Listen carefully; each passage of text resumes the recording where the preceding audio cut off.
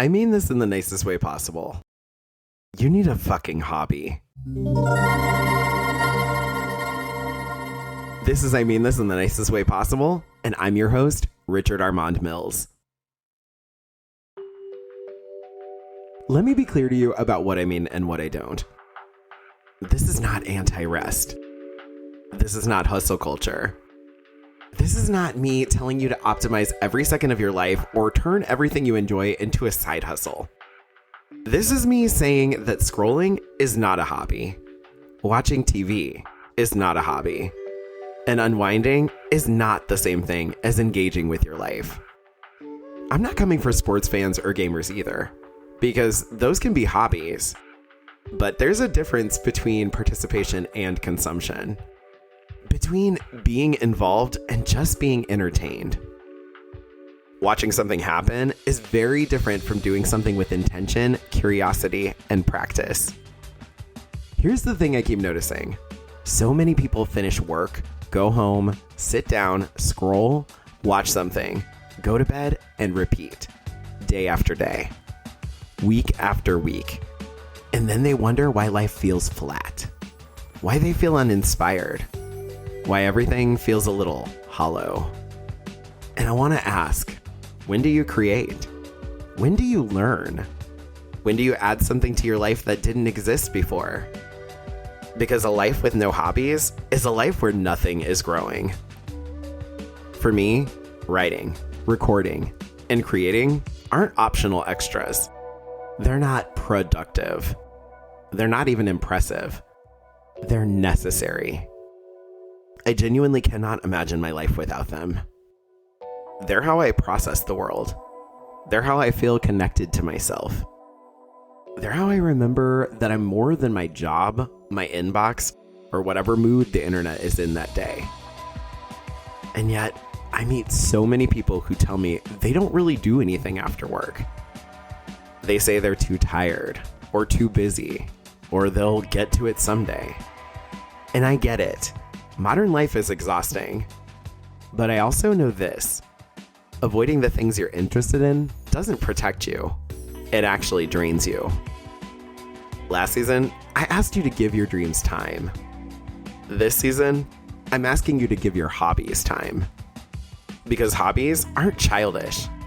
They're not frivolous. They're not a luxury reserved for people with extra time or money. Hobbies are how adults stay mentally healthy. They're how curiosity survives responsibility. They're how you remember who you are outside of obligation.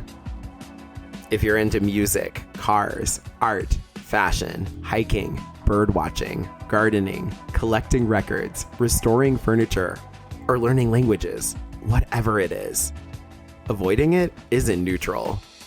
It's limiting you. It's keeping you from a fuller version of yourself. And yes, it's also keeping you from being interesting. Because let's be honest, what's more compelling? Someone who scrolls for a living? Or someone who has a strange niche passion they deeply care about? Someone who watches life happen, or someone who participates in it? This episode isn't about judgment. It's about invitation. An invitation to let your curiosity breathe. To let your quirk flag fly.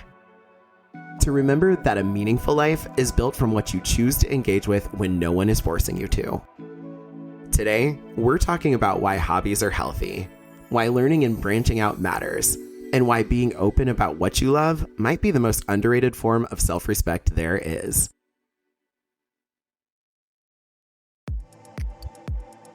Hobbies aren't cute extras you earn after productivity. They're protective systems for your mental health. Research consistently shows that engaging in hobbies lowers stress, improves mood, and increases overall life satisfaction because they give the brain somewhere to discharge pressure that isn't work or survival related. When you're immersed in something you enjoy, making, learning, building, or practicing, you regulate your nervous system without having to intellectualize your feelings. According to Psychology Today, hobbies act as a buffer against anxiety and emotional overload by creating predictable, absorbing outlets that restore a sense of control and pleasure. This matters because burnout doesn't usually come from working too much. It comes from having nothing meaningful to look forward to. When life becomes nothing but obligation followed by passive distraction, people start to feel flat, restless, and strangely exhausted by doing nothing. That's not rest. That's stagnation. Harvard Health has linked hobbies to increased happiness and emotional resilience, especially in adults who feel stuck in repetitive routines. The key distinction is this: relaxing turns your brain off. Restorative activities turn parts of you back on. Hobbies engage curiosity, identity, and agency. 3 things scrolling will never give you. Hobbies work because they place you into flow, that mental state where attention narrows, time softens, and effort feels purposeful instead of draining. Flow happens when you're doing something just challenging enough to require focus, but not so overwhelming that you shut down. It's the sweet spot between boredom and stress, and it's one of the most reliable paths to real fulfillment. Skill-based hobbies activate dopamine differently than passive consumption. When you practice an instrument, learn a new technique, build something with your hands, or improve at a craft, dopamine is released in response to effort and progress. According to Harvard Health, this kind of engagement boosts motivation and well-being because the brain is being rewarded for growth, not just stimulation. Scrolling, on the other hand, floods the brain with short, unpredictable dopamine hits that require no effort and offer no lasting satisfaction. WebMD notes that passive dopamine loops, like endless feeds, can leave people more fatigued and restless over time, not less. That's why you can scroll for an hour and still feel oddly depleted, while spending 40 minutes immersed in a hobby can leave you energized. Fulfillment comes from participation, from effort paired with progress, from doing something that reminds you you're capable of learning, shaping, and creating, not just absorbing whatever comes next on a screen. When work becomes the only place identity lives, everything feels heavier. Bad days hit harder. Burnout feels personal. And when the workday ends, there's a strange emptiness, like the self clocks out too. That's why so many people feel restless after work, but don't know what they're actually missing. Hobbies act as identity insurance. They remind you that you exist outside productivity, performance reviews, and titles. The New York Times has pointed out that hobbies give people a sense of self that isn't dependent on external validation or economic output. Something especially critical in adulthood, when work often crowds everything else out. When you have a hobby, you're not just an employee who collapses at home. You're a person with interests, curiosity, and a life that continues after 5 o'clock. Without that, evenings blur together. People say they're too tired, but what they're really missing is a reason to re-engage with themselves. Psychology Today notes that hobbies help anchor identity during transitions, job changes, stress, aging, because they offer continuity when everything else shifts. You are more than what you do for money. A hobby gives shape to that truth.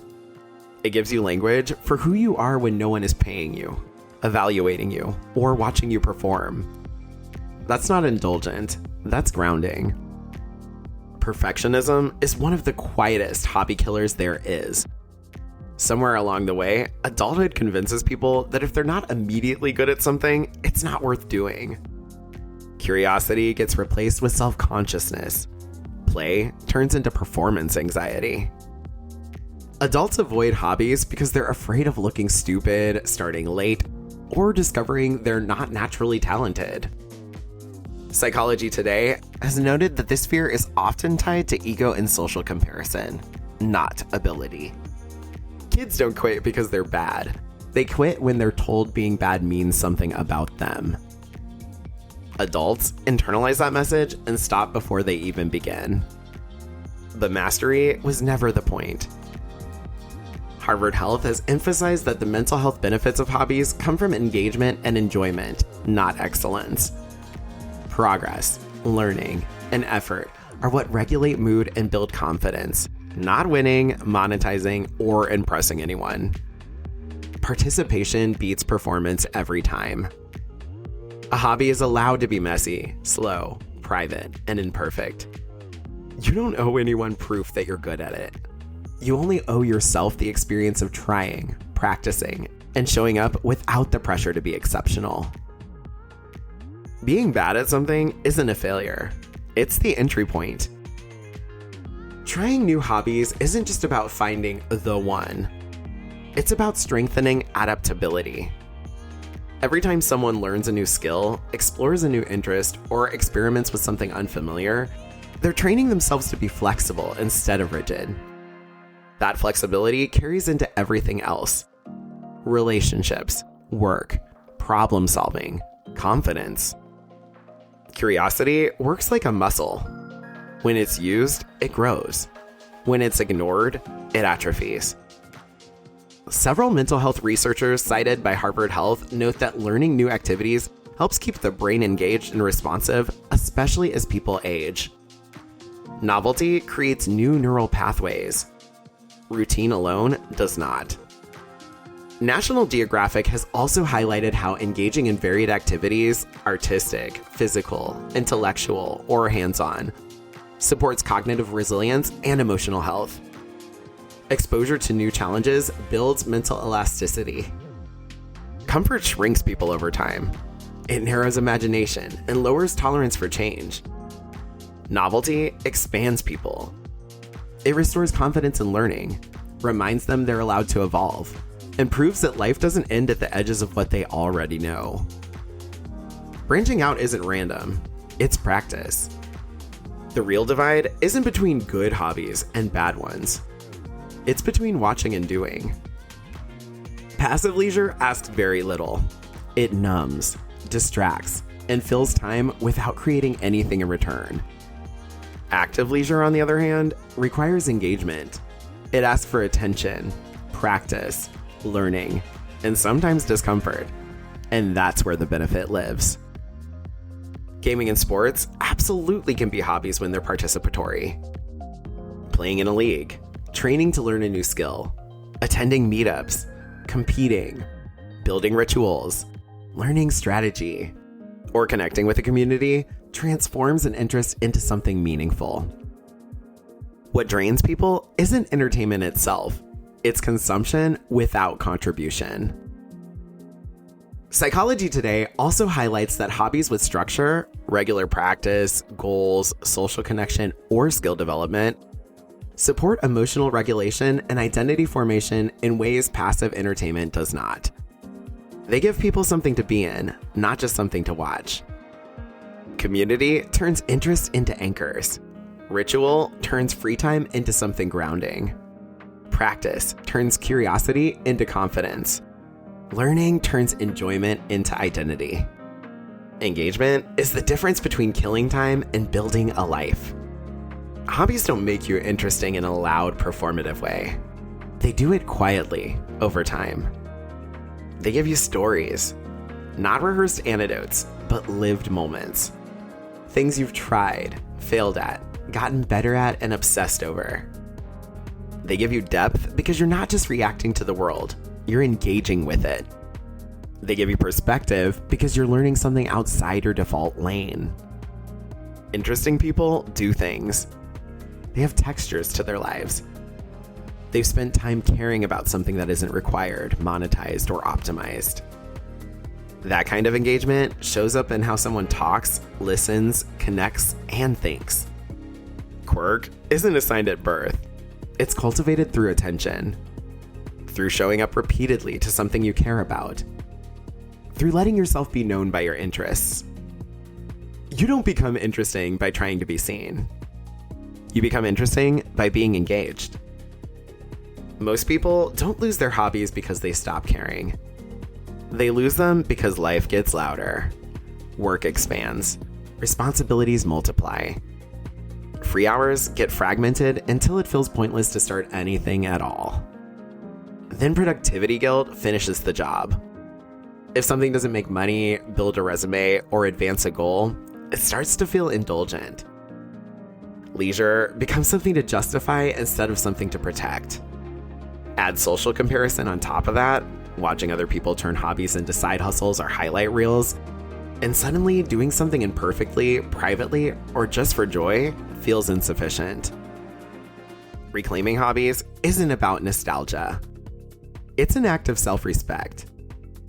It's deciding that your inner life deserves time, energy, and curiosity, even when no one is watching and nothing is being produced. That choice is not frivolous. It's stabilizing. And you can actually see this with people who built fuller lives because they followed curiosity instead of staying in one lane. Look at Tyler, the Creator. He built an entire world around curiosity. Music, fashion, design, cars, aesthetics. You can tell when someone isn't just consuming life, they're participating in it.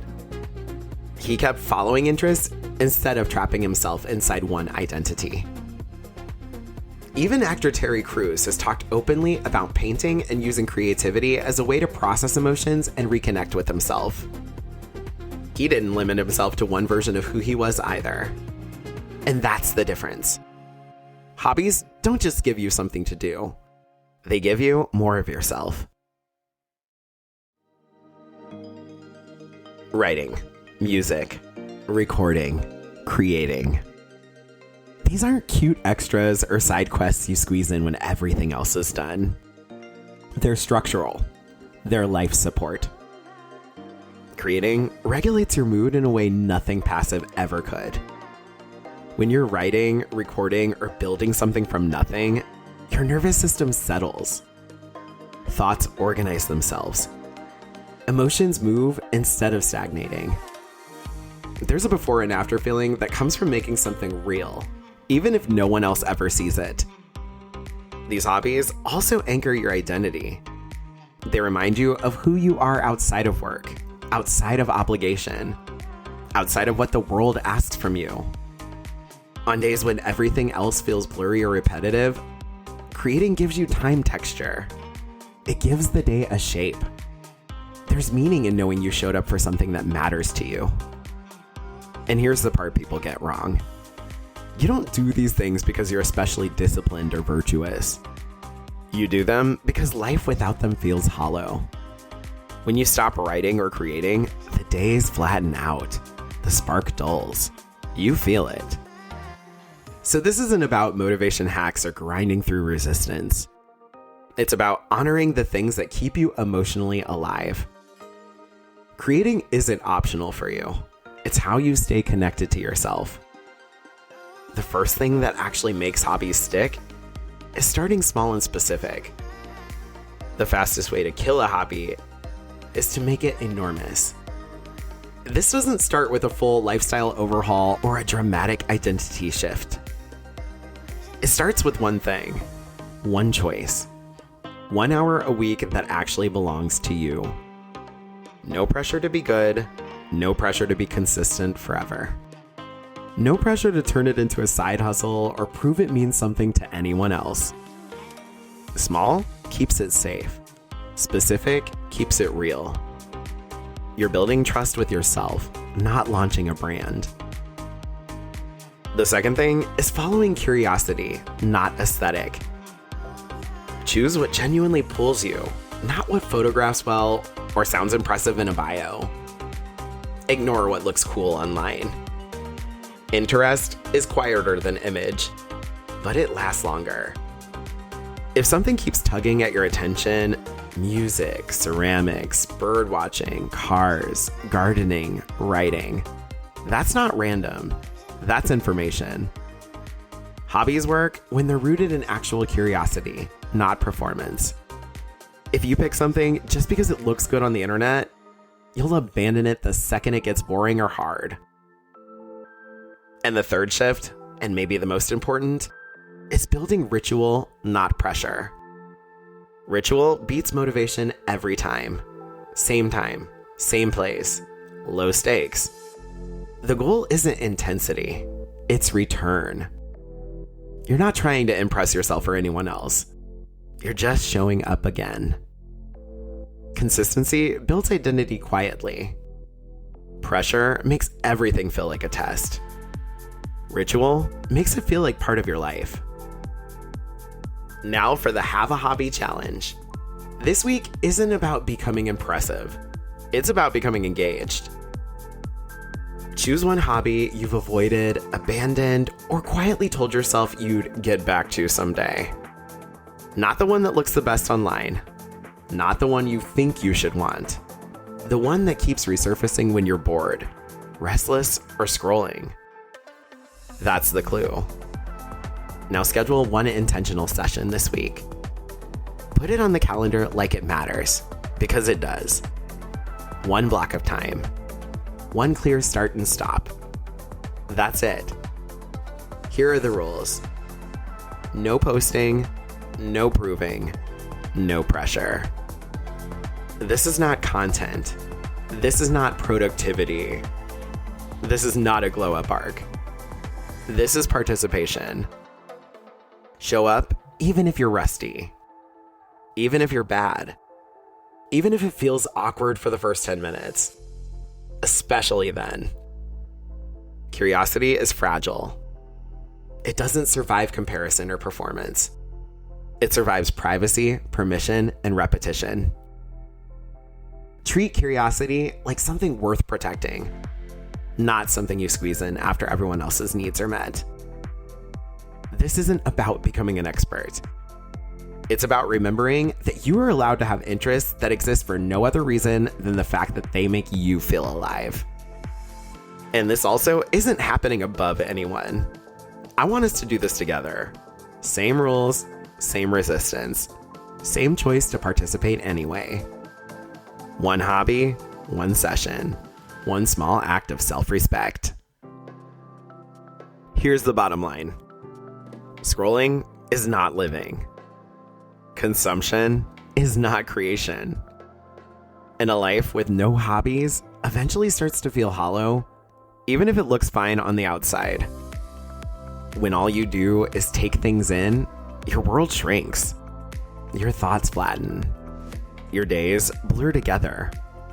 You start feeling restless without knowing why, bored without admitting it, and tired in a way sleep doesn't fix. That's not a motivation problem. That's an engagement problem. Hobbies make life feel inhabited. They give your days texture. They give your mind somewhere to go that isn't work, worry, or comparison. When you create something, even badly, you participate in your own life again.